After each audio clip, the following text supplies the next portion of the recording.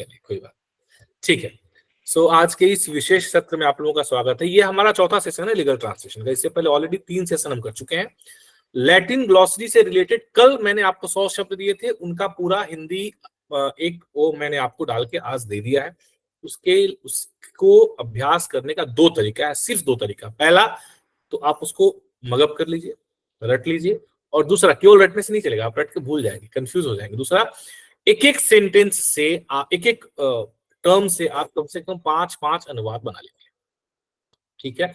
तो आज से जो लोग गंभीरता पूर्वक पटना हाईकोर्ट अनुवादक परीक्षा की तैयारी कर रहे हैं, गंभीरता पूर्वक, जिनको वाकई लग रहा है कि नहीं हमें तो हर हालत में कुछ भी हो निकालना है एग्जाम, उन लोगों के लिए आज से ये रिस्पॉन्सिबिलिटी है कि प्रतिदिन 10 लैटिन शब्दों से 50 सेंटेंसेस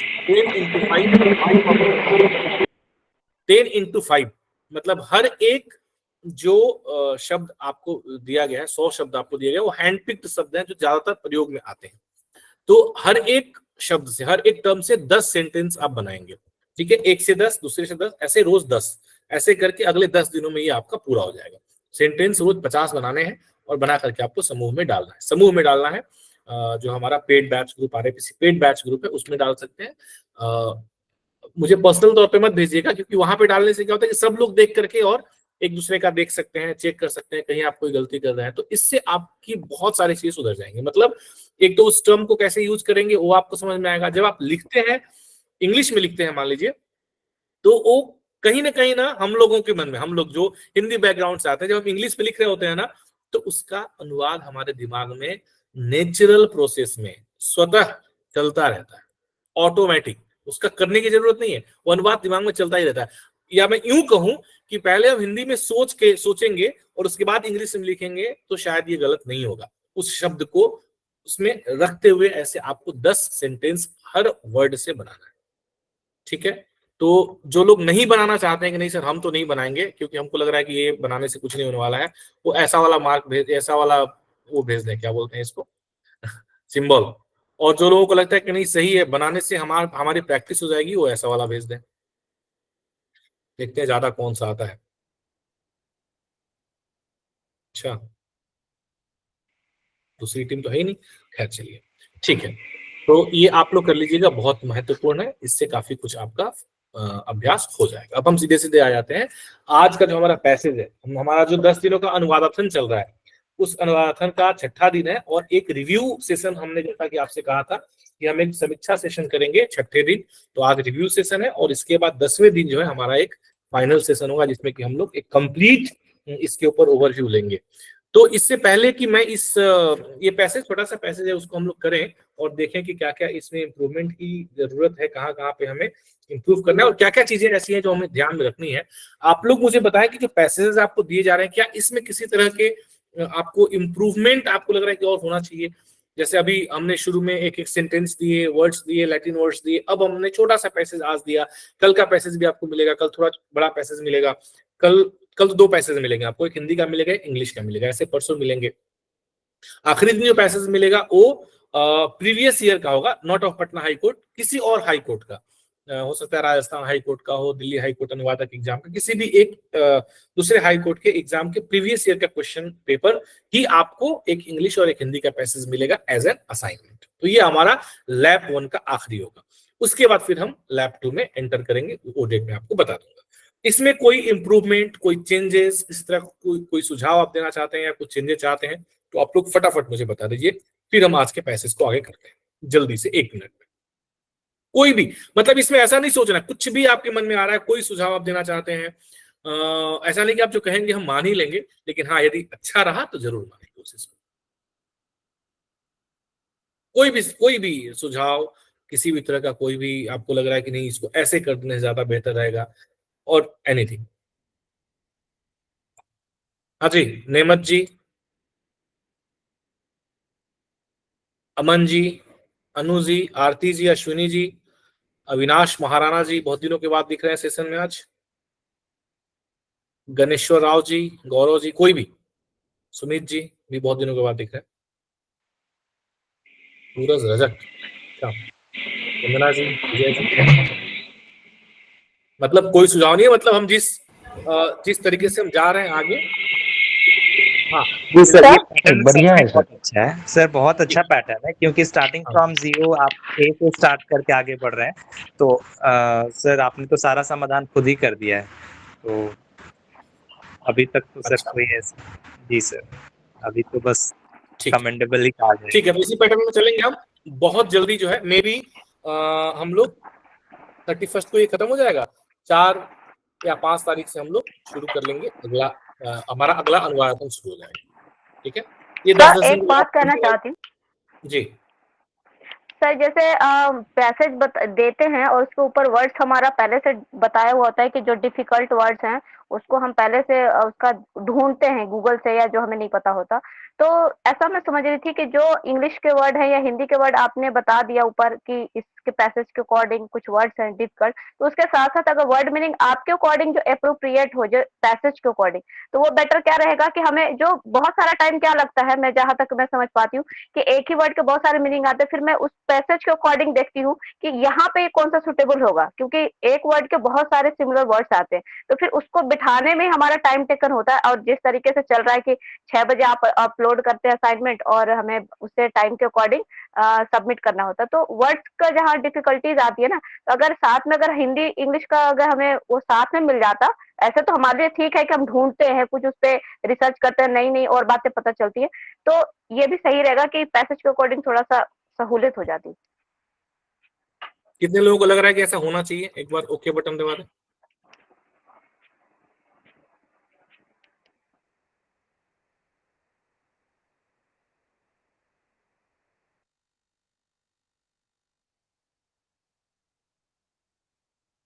वोट कम मिल रहे हैं नेमत जी। देखिए, बिल्कुल आपने सही कहा, बहुत अच्छा सजेशन है आपका एंड इट्स वेलकमिंग सजेशन। इसमें एक छोटी सी समस्या क्या है कि हम कर रहे हैं अभ्यास, और अभ्यास किसकी कर रहे हैं? परीक्षा की। और परीक्षा में आदत सबसे महत्वपूर्ण है। और अनुवाद एक ऐसा विषय है, जब आप अनुवाद करने जाते हैं तो इसमें आपके पास शब्दों का जो संकलन है ना, कितने शब्द आप जानते हैं, उसी के ऊपर आपका अनुवाद ज्यादातर डिपेंड करता है। अब शायद आप मेरा इंस्ट्रक्शन नहीं देखती हैं जो मैं ऊपर नोट में लिखता हूं। अगर आपने आज का अनुवाद किया हुआ तो उसमें मैंने नोट लिखा है कि जो शब्द आप जानते हैं उन्हीं का प्रयोग करें, उन्हीं की हिंदी लिखें, और जो आप नहीं जानते उन्हें गूगल या अन्यत्र कहीं और से फिलहाल ना देखें। क्यों? क्योंकि अगले दिन तो आपको उसका अनुवाद मिल ही जाना है, आपको तो उसका सही उत्तर और सारे शब्द तो आपको मिल ही जाएंगे। तो फिलहाल जो है, अभी जैसे आप कह रहे थे ना कि सर शब्द नहीं आता है, तो शब्द कैसे आएगा? यदि मैंने आपके अनुवाद के ऊपर तो मैंने आपको मुश्किल शब्द दे दिए, मैं ये कहता हूं कि पहले आप क्या करें, आई एम ट्राइंग कि आप अपने दिमाग की 2 बार स्टॉपिंग करें। पहली बार कि मैंने जो शब्द हैं इंपॉर्टेंट उनको मैंने ऊपर दे दिया, तो आपको क्या करना है, सारे शब्दों को याद कर करके गूगल कर नहीं करना है, गूगल बिल्कुल नहीं करना है, गूगल अनुवाद बिल्कुल भी नहीं करना है। अगर आप गूगल अनुवाद कर रहे हैं तो कहीं ना कहीं मेरा जो पर्पस है वो पूरा नहीं हो रहा है इस ये अनुवादन के पीछे। तो गूगल अनुवाद नहीं, वो वर्ड एक की मिनट मीनिंग एक मीनिंग एक मिनट एक मिनट एक मिनट नहीं मुझे लेट टू फिनिश, मैं समझ गया आपकी बात को। आपको उस वर्ड की मीनिंग गूगल से सर्च नहीं करनी है, पहली बात। अगर आप सर्च करना चाहती हैं तो आप फिजिकल डिक्शनरी से सर्च कर लीजिए, गूगल से सर्च मत करिए, ठीक है।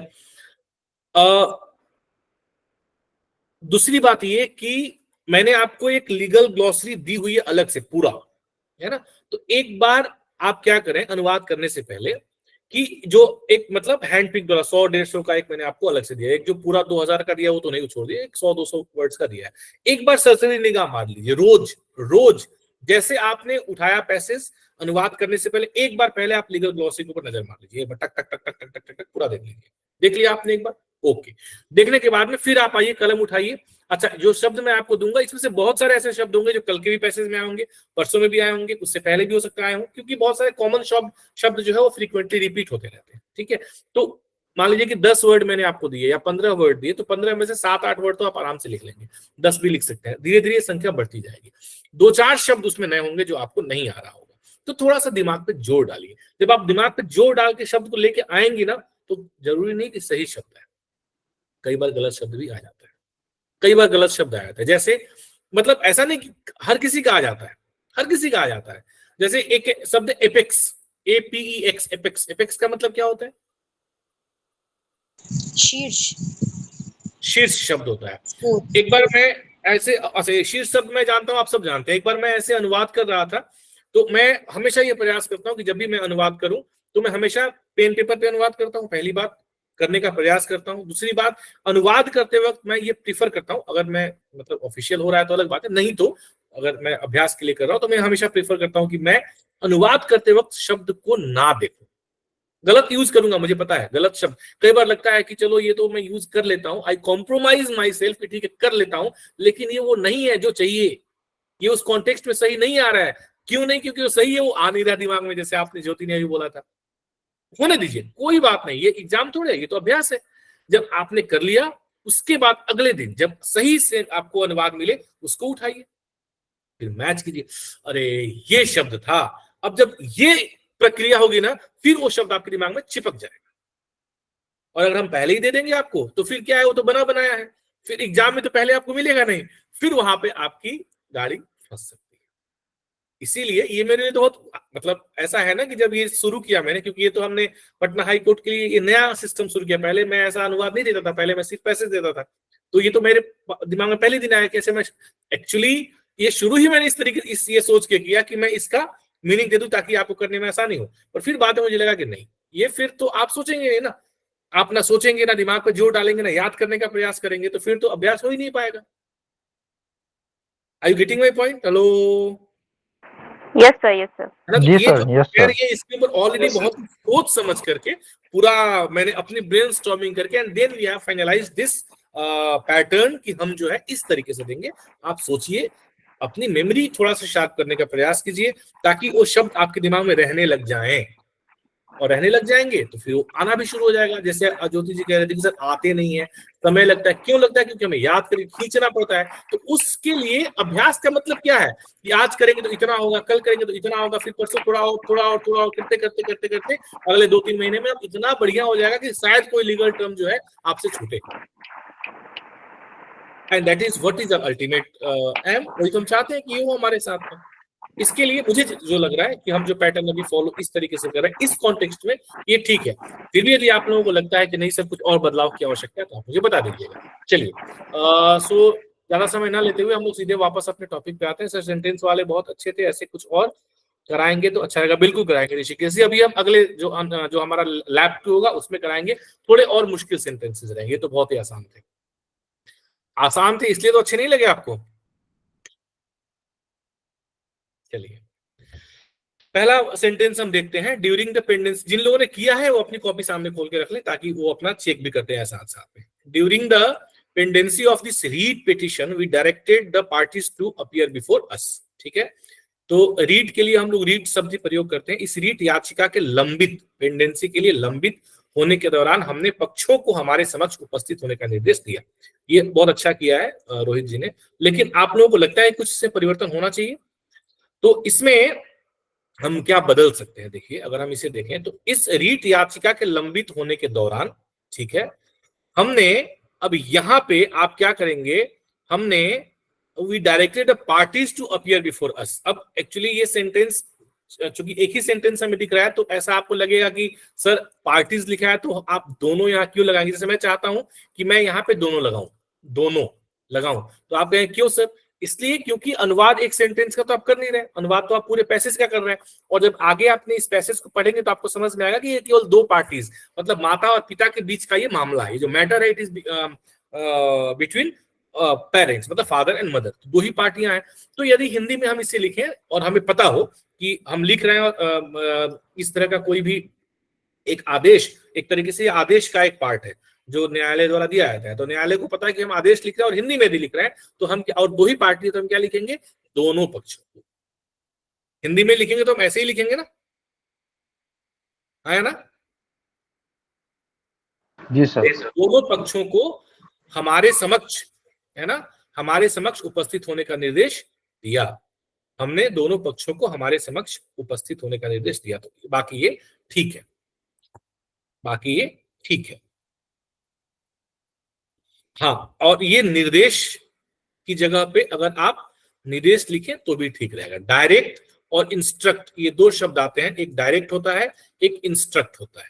ठीक है, तो इंस्ट्रक्ट आपका निर्देश हो जाता है और डायरेक्ट जो है निर्देश हो जाता है। इसमें बहुत माइन्यूट थोड़ा सा अंतर है निर्देश और निर्देश में, है ना, थोड़ा सा अंतर है, ज्यादा डिफरेंस नहीं है। लेकिन जहां डायरेक्ट दिया है वहां पे आप निर्देश शब्द यूज करें ज्यादा बेहतर रहेगा, और इंस्ट्रक्ट की जगह पे निर्देश आप यूज कर सकते हैं ऐसा। पर वैसे ठीक है, वैसे मतलब ये अनुवाद गलत नहीं है, निर्देश लिखा तो भी ठीक है चलेगा, आप निर्देश भी लिख सकते हैं। आगे देखते हैं। We had several rounds of mediation, conciliation and talks with the assistance of various counsel participating before this court, practicing before this court। हमने इस न्यायालय के समक्ष अभ्यासरत, ठीक है, अगर हम इसको इस प्रकार से भी लिख दें कि हमने इस न्यायालय में अभ्यासरत के समक्ष यदि ना भी करें तो भी हमारा अनुवाद गलत नहीं होगा। और थोड़ा सा मतलब न्यायालय के समक्ष अभ्यासरत, समक्ष प्रस्तुत होना तो ठीक है, समक्ष पेश होना तो ठीक है, जो लगातार वहां पे रोज अभ्यास मतलब डेली प्रैक्टिस कर रहे हैं जिन वकीलों की हम बात करें, तो वहां पे हम अभ्यासरत में केवल कर दें तो इस अतिरिक्त शब्दों के बोझ की शायद उतनी आवश्यकता मुझे मेरी तरफ से लग रहा है कि नहीं है। हालांकि लिखा है तो भी गलत नहीं है, लेकिन आप इसको हमने इस न्यायालय में अभ्यासरत विभिन्न वकीलों, है ना, वेरियस काउंसिल, विभिन्न वकीलों को बोल सकते हैं। और आप चाहें कि थोड़ा सा नहीं अच्छा वर्ड हम यूज करेंगे तो अधिवक्ताओं को भी आप बोल सकते हैं, विभिन्न अधिवक्ताओं की सहायता से यहाँ बोलना ठीक है, यहाँ पे असिस्टेंस लिखा है, लेकिन आप यहाँ पे अगर सहायता की जगह पे माध्यम भी प्रयोग करते हैं, वकीलों के माध्यम से, है ना, क्योंकि वकील लोग जो है सुलह करने की बात करते हैं तो उनको हमने एक मीडिएटर बनाया, एक मीडियम बना करके हमने ये मीडिएशन वाला प्रोसेस किया। तो वकीलों के माध्यम से कई दौर की मध्यस्थता, है ना, सुलह और वार्ता की। तो शायद मुझे लग रहा है कि और थोड़ा सा ये आपका अनुवाद थोड़ा और हिंदी वाली शैली का अनुवाद लगेगा। ये ऐसा नहीं लगेगा कि आपने एक इंग्लिश पोर्शन को उठा के अनुवाद किया है। मैं बार बार इस बात को कहता हूं, दोहराता रहता हूं कि आपका अनुवाद सही कब लगेगा ये आप खुद समझ सकते हैं, जब अनुवाद पढ़ने के बाद आपको आपका अनुवाद ना लगे, आपको ऐसा लगे कि आपका अनुवाद नहीं है, ये हिंदी में लिखा जाता तो भी ऐसे ही लिखा जाता जैसे मैंने अनुवाद किया है, एकदम क्रक्स एक लाइन में। ये आपका मतलब आप अपने अनुवाद को इवैल्यूएट कर सकते हैं। Both of us tried our best to purchase peace between the parties, ठीक है, हम दोनों ने, बोथ ऑफ अस पक्षों के बीच, तो यहां भी आप दोनों पक्षों के बीच आप लिख सकते हैं, क्योंकि आप जानते हैं कि जो बात है, जो ऑर्डर है, ये दोनों पक्षों की हो रही है ना। शब्दानुवाद से अधिक हमें ध्यान देना है किस के ऊपर, भावानुवाद के ऊपर। तो दोनों पक्षों के बीच शांति स्थापित करने के लिए अपनी पूरी कोशिश की, ठीक है। सेंटेंस इस सेंटेंस के अनुसार ठीक है, गलत तो नहीं है, लेकिन यदि हम इसको ऐसे लिखे, हम दोनों ने दोनों पक्षों के बीच सुलह कराने की पूरी कोशिश की। जब हम दोनों ने कह दिया तो अपनी ना भी लिखें तो हमारा काम चल जाएगा। अंग्रेजी में लिखने का ठीक है, वी ट्राइड आवर बेस्ट, हम ऐसे लिखते हैं, लेकिन हिंदी में हम लिखते हैं तो हम दोनों ने पूरी कोशिश की करके अपनी, मतलब वो वैसा इस तरीके से हिंदी की शैली में आपका व्याकरणिक वो बिल्कुल सही रहता है। यहाँ पे अपनी जो हम हमने सर्वनाम का प्रयोग किया, अभी हम लोग हिंदी व्याकरण में के क्लासेस में संज्ञा सर्वनाम क्रिया विशेषण क्रिया से संबंधित त्रुटियों के बारे में भी पढ़ा था पिछले सेशन में।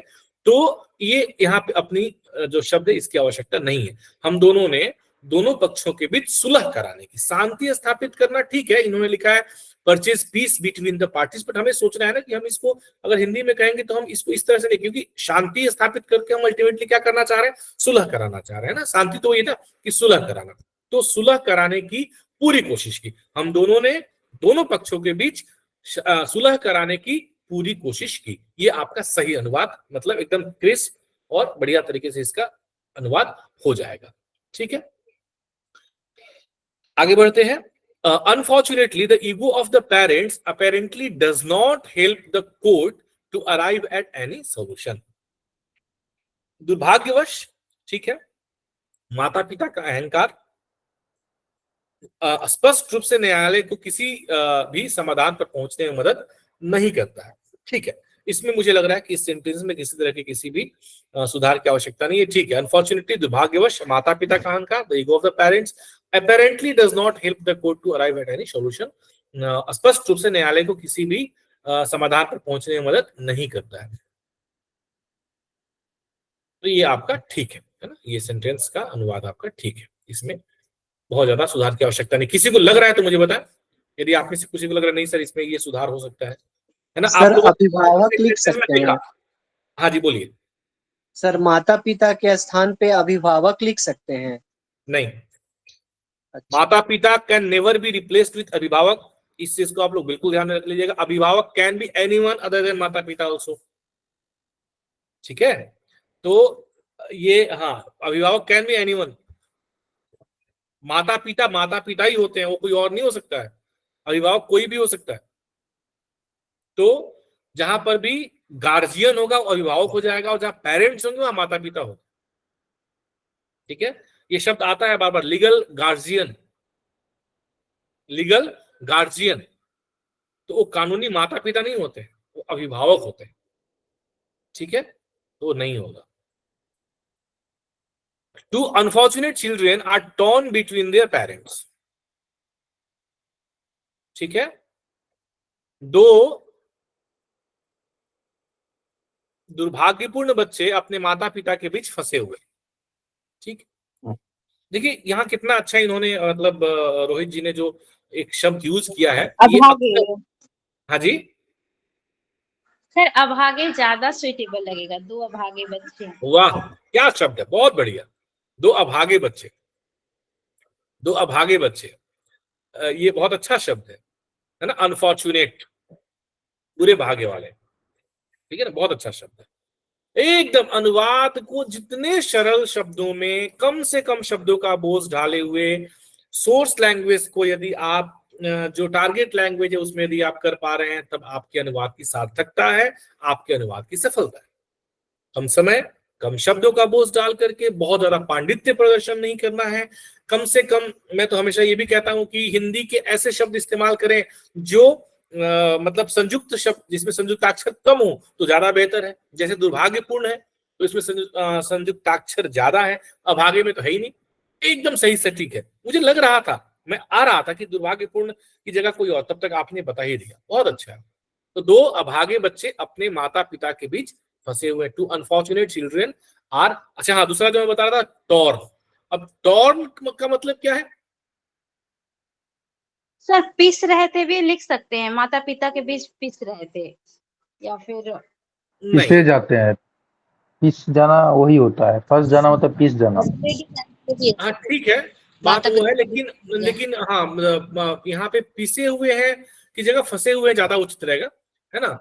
पिसे का मतलब फिर आपका ऐसा आ जाएगा ना कि अब अगर इसको चीज को हम थोड़ा और इलेबोरेट करके समझेंगे तो उसमें क्या कॉन्टेक्स्ट है उन बच्चों के साथ, मतलब उनके साथ क्या पिस रहे हैं, किस प्रकार से फंसे हुए हैं, बिल्कुल एकदम सही, मतलब एकदम करेक्ट आ जाएगा कि हाँ पिस रहे थे इस प्रकार से ना कि कभी कभी हम ऐसे वर्ड यूज करते हैं कि तुम दोनों के बीच में तो मैं पिस रही हूँ, तो ऐसा वर्ड ज्यादा अच्छा लगता है सुन के, तो इसीलिए मैंने सोचा। बिल्कुल आप सर सही इसमें दोनों माता पिता के कसम कस के बीच फंसे हुए हैं, ये कर सकते हैं हाँ, सर। ये दो दुर्भाग्यपूर्ण, दो अभागे बच्चे अपने माता पिता के बीच, ये कसम कस के बीच या फंसे माता, हुए हैं। कशमकश में नहीं, कशमकश शब्द का आप जबरदस्ती, अच्छा जबरदस्ती शब्द का प्रयोग भी नहीं करना है, जो दिया ही नहीं है तो आप जबरदस्ती कशमकश क्यों लेकर के आएंगे। यहाँ या तो आप ऐसे कह सकते हैं कि दो अभागे बच्चे अपने माता पिता के बीच, माता पिता के विवाद में फंसे हुए हैं, या विवाद में जैसे आपने कहा पिस रहे हैं, तो ठीक है वह भी कह सकते हैं आप, है ना। जैसे इन्होंने लिखा है कि जिनके मध्य वाद संख्या इतना इतना लंबित है, ठीक है। तो दो दुर्भाग्यपूर्ण बच्चे अपने माता पिता के विवाद, अपने माता पिता के मध्य वाद संख्या, अच्छा इसको ऐसे, जैसे मैं पूरे सेंटेंस को बोल रहा हूं, लिख रहा हूं कि दो अभागे बच्चे, है ना,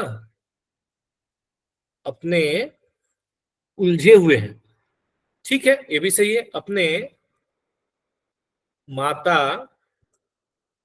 पिता के मध्य लंबित वाद संख्या सो एंड सो,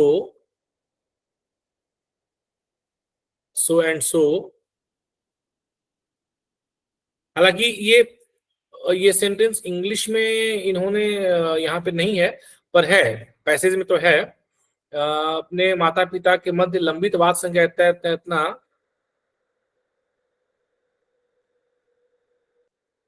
नहीं ठीक है, इसको कॉमा से ही हम, बीच उलझे हुए हैं। क्योंकि फिर वो ना मतलब वो हो जा रहा है थोड़ा सा उसका। अब अगर हम यहाँ पे लिखते हैं वाद संख्या के मध्य फंसे हुए हैं, कि या उसके मध्य उलझे हुए हैं, या पिस रहे हैं, वाद संख्या ना नहीं, वो फिर इसका जो अर्थ है ना वो थोड़ा सा बदल जाएगा, है ना। फिर वो, क्योंकि बच्चे पिस तो माता पिता के ही बीच रहे हैं, और माता पिता इस वाद में उलझे हुए हैं, ये इस तरीके से है। तो दो अभागे बच्चे अपने माता पिता के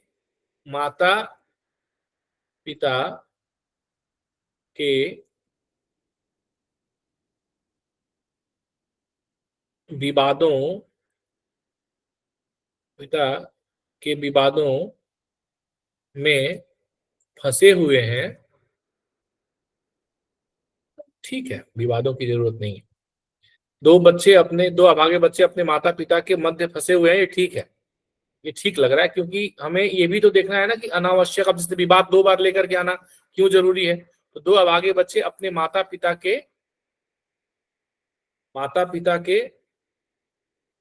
विवाद इसमें सटीक लग रहा है सर, विवाद आना चाहिए था। तो विवाद 2 बार यूज करें, 2 बार यूज करना थोड़ा मेरे को ऐसा लगा, लेकिन क्योंकि विवाद, लेकिन विवाद अच्छा, जिनके सटीक थोड़ा सा मध्य यहाँ लगता वाद है। संख्या है ना, ठीक है, यहाँ पे चूंकि वाद संख्या है, वाद संख्या मतलब वाद को अंग्रेजी में क्या बोलेंगे? प्लेंटिफ। हाँ, प्लेंटिफ। प्लेंटिफ। और प्रतिवाद को क्या बोलेंगे? डिपेंडेंट। डिपेंडेंट होगा। देखिए, प्लेंटिफ भी ठीक है वाद के लिए। यहाँ पे आप सीधे सीधे केस नंबर भी बोल सकते हैं, केस है ना, वाद संख्या केस नंबर, डायरेक्टली आप केस नंबर बोल सकते हैं। दो अभागे बच्चे अपने माता पिता के, प्लेंटिफ मतलब वादी होता हाँ, है, माता पिता वादी के प्रतिवादी।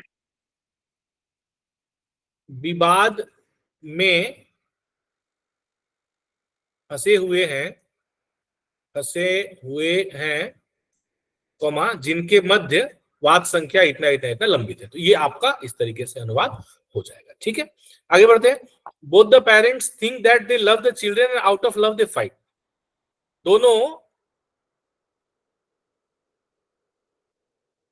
दोनों माता पिता, अभिभावक नहीं, दोनों माता पिता यह सोचते हैं कि वे बच्चों से प्रेम करते हैं और इसी प्रेम के कारण वे लड़ रहे हैं। ठीक है, but the fact is otherwise, परंतु वास्तविकता इससे बिल्कुल अलग है। ठीक है, it is there imprudent selfishness which has led to this litigation. तो it is there imprudent selfishness, यह उनका अविवेकी स्वार्थ की जगह यदि हम लोग, मतलब ठीक है ये दोनों शब्द एक ही है, दोनों में कोई अंतर नहीं है, लेकिन ज्यादा हम लोग विवेकहीन शब्द यदि प्रयोग करें, यह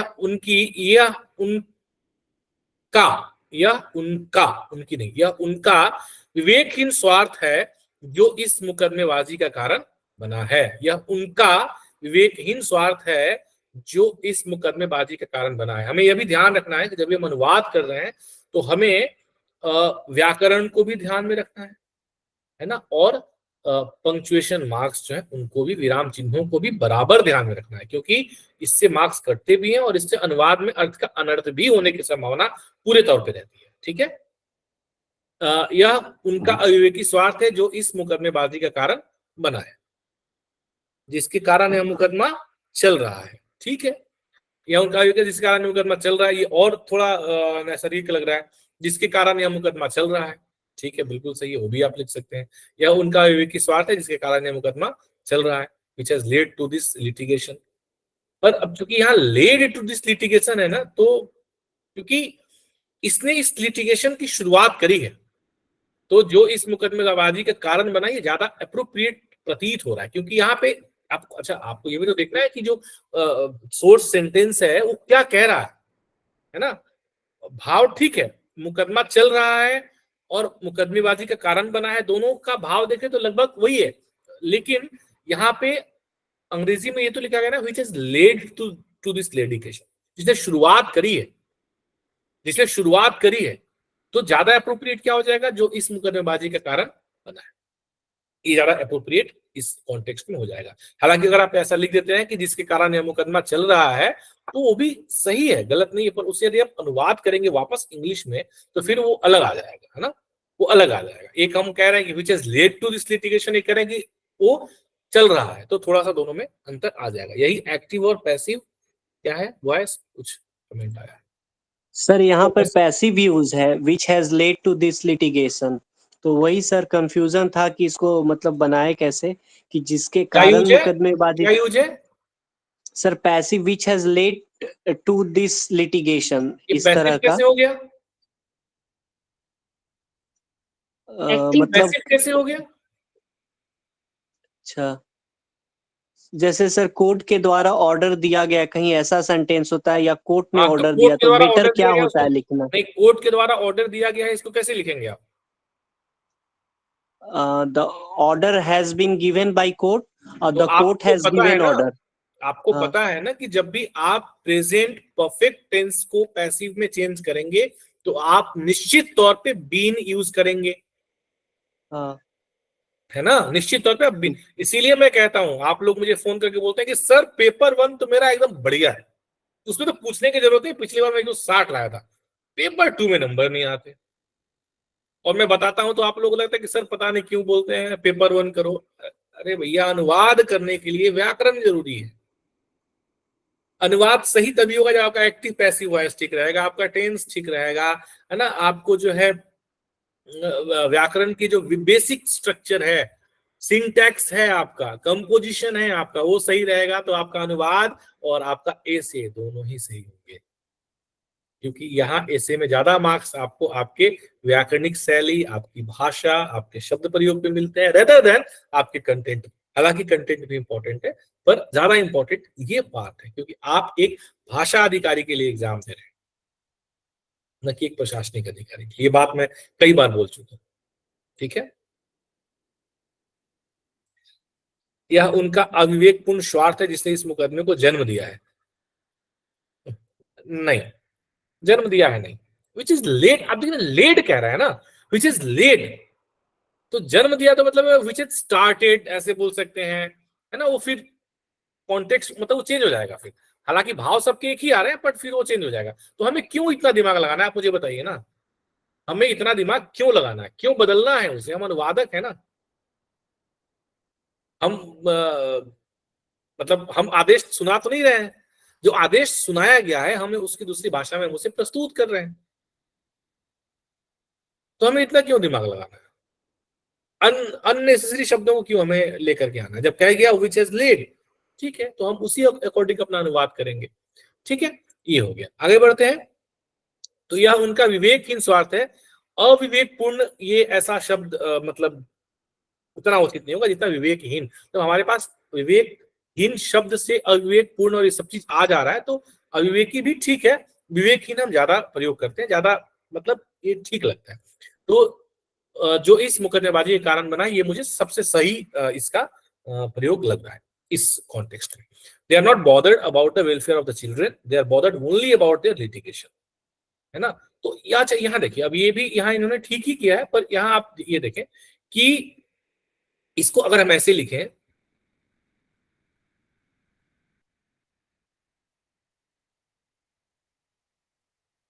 एकदम एकदम ऐसे लिखे क्रिस्प, उन्हें अपने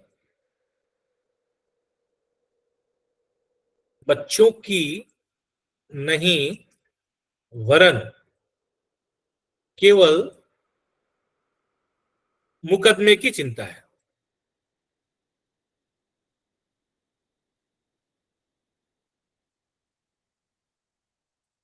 अब मुझे बताया कि क्या ये पूरे सेंटेंस का भाव इसमें आ रहा है क्या?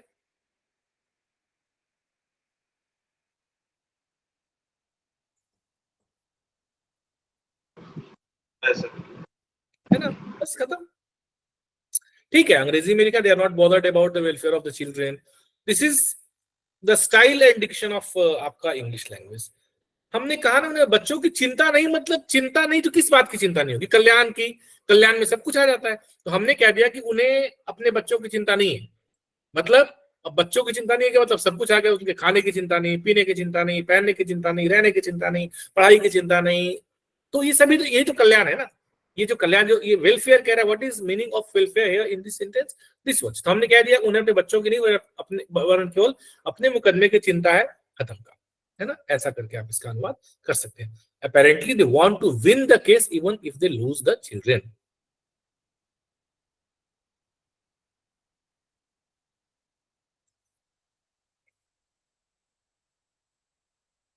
नहीं, प्रतीत होता है, मुझे नहीं उचित इतना लग रहा है अप्रोप्रिएट यहाँ पे।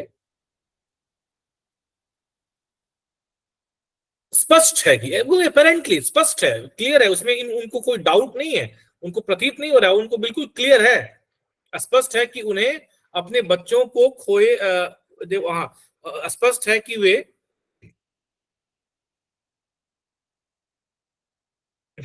मुझे ऐसा लग रहा है, अगर मैं इसको अनुवाद करूं तो मुझे ऐसा लग रहा है, इससे बेहतर भी आप लोग बता सकते हैं, मुझे सजेस्ट कर सकते हैं। मुझे ऐसा लग रहा है कि मैं इस प्रकार से करूं इसे, स्पष्ट है कि वे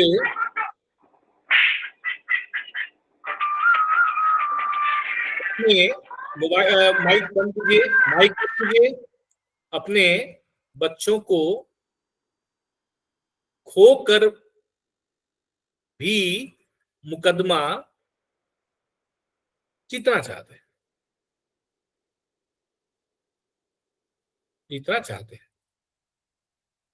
स्पष्ट है कि अपने बच्चों को खोकर भी मुकदमा जीतना चाहते हैं।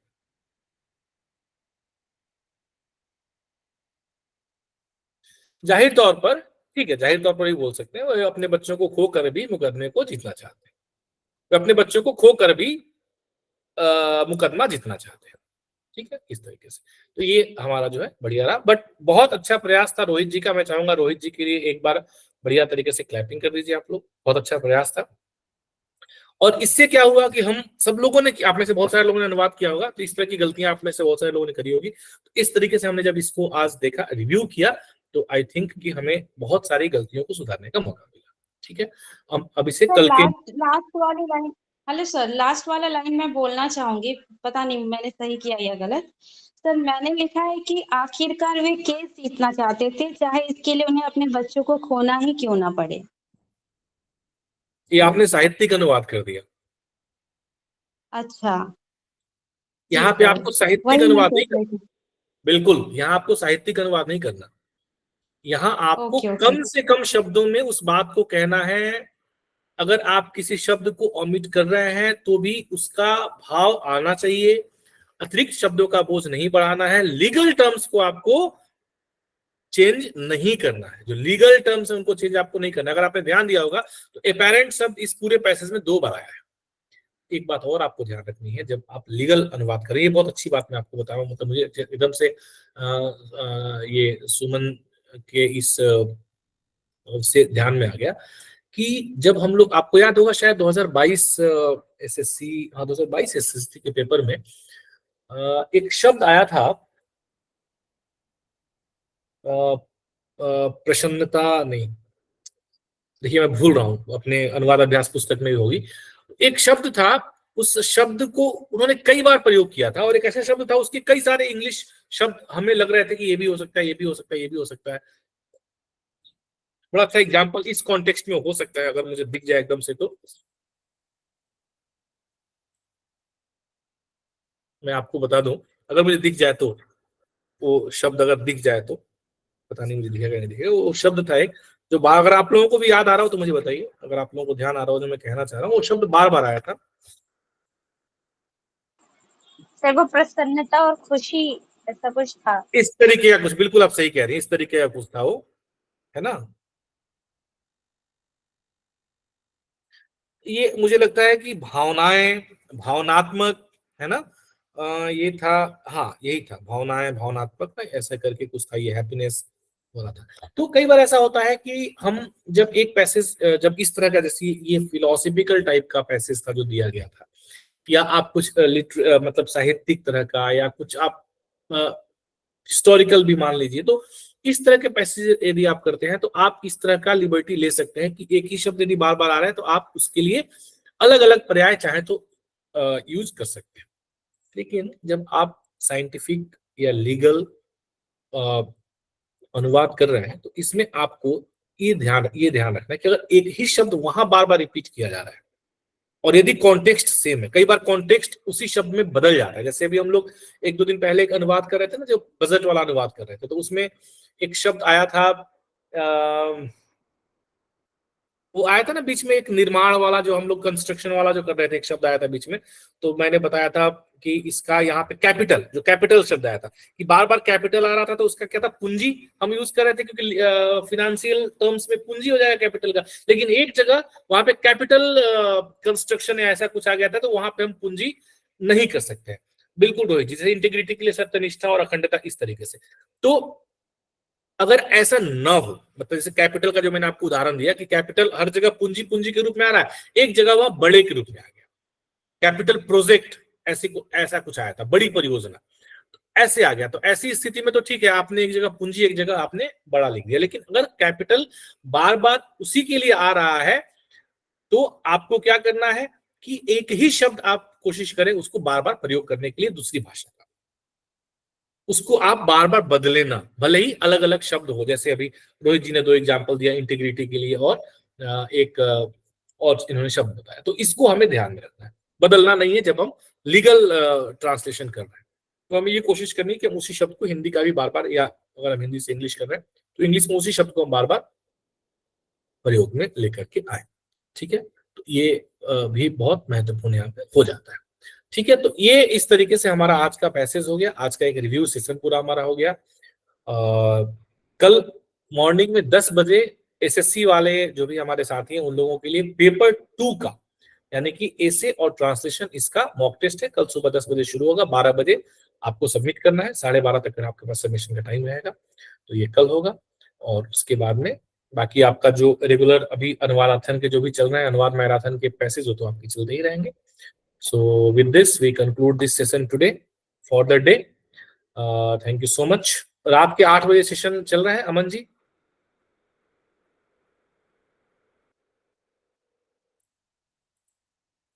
वंदना जी। जी सर, चल रहा है। वो ठीक है, रात के रेगुलरली 8 चल बजे रहा है। सेशन में आप सब लोग जुड़ा करिए। उसमें टर्म्स, ग्लॉसरीज इत्यादि हम लोग कर रहे हैं चर्चा। हम लोग 3rd या 4th सितंबर से वापस, जो भी हमारे यूपीएससी में यूपीएससी जेटीयू के एग्जाम देने वाले साथी हैं, उन लोगों के लिए वापस एक बार हम लोग राजभाषा का रिवीजन शुरू करेंगे मॉर्निंग के सेशन में। और अगले 1 महीना में हम प्रयास करेंगे खत्म करने का, क्योंकि हो सकता है कि सितंबर में, ऐसा लग रहा है, प्रतीत हो रहा है कि सितंबर में आपका इंटरव्यू संभवतः शेड्यूल हो सकता है ना। तो इसलिए हम लोग एक बार पूरा जो ऑफिशियल लैंग्वेज प्रोविजंस है उसे हम लोग शुरू करेंगे।